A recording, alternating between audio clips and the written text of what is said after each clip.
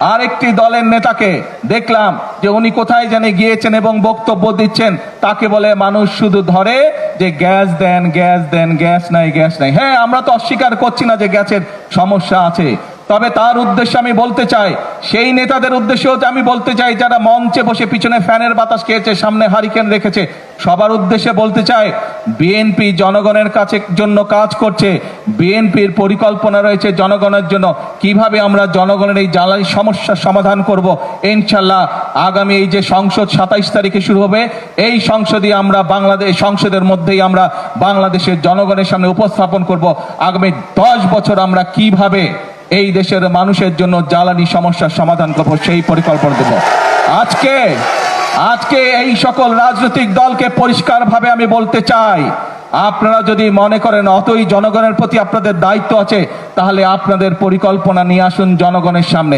আপনাদের পরিকল্পনা যদি আগামী 3 মাসের মধ্যে সমস্যার সমাধান করে দিতে পারে, তাহলে আমি আপনাদের পরিকল্পনায় গ্রহণ করব।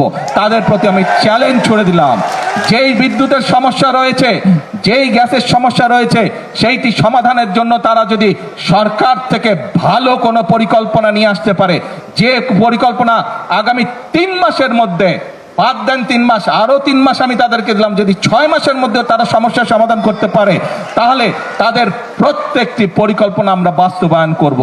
আর যদি তারা শুধুমাত্র জনগণকে বিভ্রান্ত করার জন্য, দেশকে বিভ্রান্ত করার জন্য এইসব কথা তারা বলে থাকে, তাহলে অবশ্যই তাদেরকে জনগণের কাছে ক্ষমা চাইতে হবে। কারণ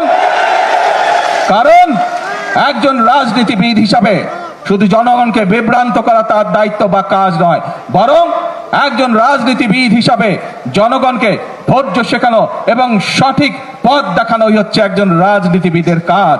সেই জন্যই আপনাদেরকে বলবো, আসুন, বিভ্রান্তির রাজনীতি স্বৈরাচার করে গেছে, মিথ্যের রাজনীতি স্বৈরাচার করে গেছে, ভাঙচুরের রাজনীতি স্বৈরাচার করে গেছে।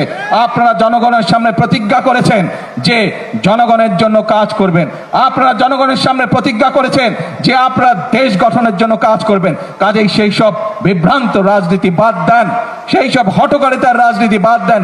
আসেন, জনগণের জন্য কি করতে পারবেন, কি পরামর্শ আপনাদের থলের মধ্যে আছে, সেটি জনগণের সামনে তুলে ধরেন।